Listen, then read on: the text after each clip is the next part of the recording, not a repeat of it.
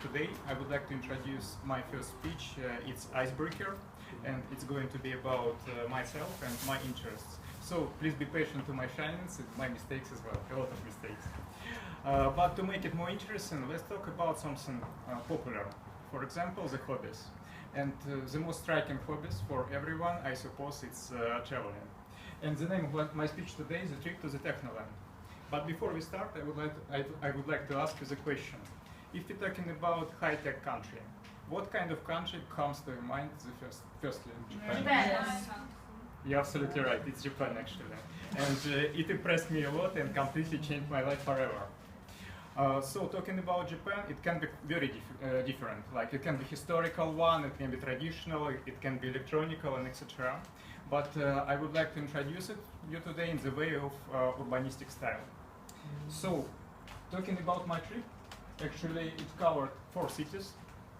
The first one is Tokyo, the second one Osaka, third one Kyoto, cultural capital, and actually the last one, Hiroshima City. This trip took about 1,800 kilometers for round-way trip, and we made it by Shinkansen trains. It's like bullet trains with very high speed. Of course, the most important city in Japan is Tokyo. It's a capital and it's overcrowded usually.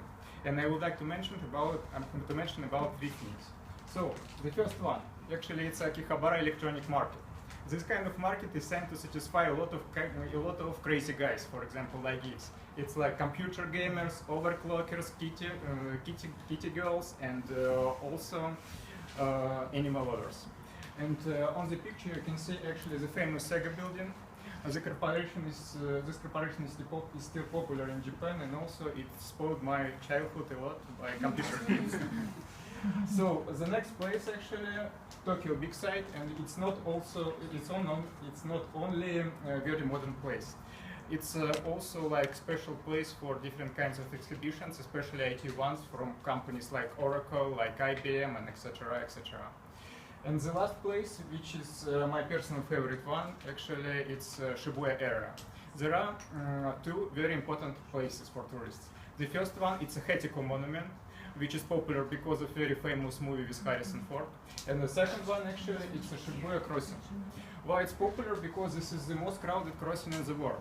Actually, per one switching of green light, about 2,500 people crossing that during rush hour. You can see it on the picture, actually. So, talking about next city, it's Osaka. It's very kind, calm, and polite city, but I would like to mention only one thing. It's called Umeda Sky Building. Why it's popular? Because every tourist can go absolutely free upstairs to the roof and observe the city without any problems. So actually, on the picture you can see these 2 things. Actually, they are escalators, and you can lift by them on the roof. It's quite interesting because you can observe this kind of building in detail. But be careful if you're afraid of heights. The next thing which I would like to talk about, actually, it's production factories in Japan, which you can visit also absolutely free, but you have to sign in advance within about maybe 3 or 5 months. Actually, we visited 2 things. The first one is a Toyota museum, and the next one is a Hiroshima factory, Mazda factory in Hiroshima, sorry.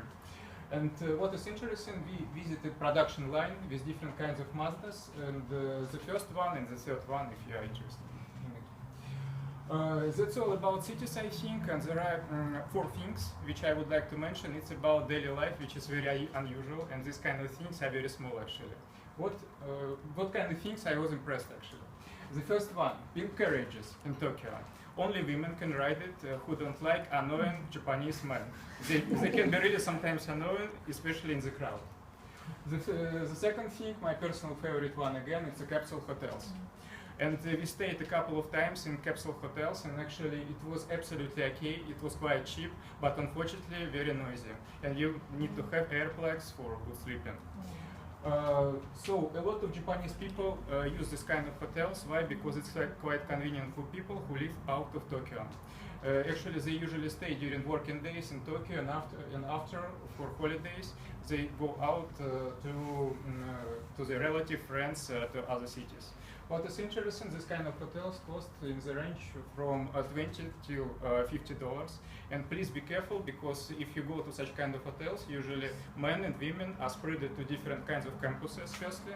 And secondly, you can rent this kind of hotels more than for 9 hours, because it's prohibited by Japanese law. So only 9 hours, guys, not like in Europe for a whole day or for a whole week. The next thing, of course, vending machines, which are also crazy popular in Japan, and you can buy by them everything. For example, on the picture you can see a vending machine for eggs, for live crabs, and also I've seen them for umbrellas as well. And the last thing, it's actually just for fun.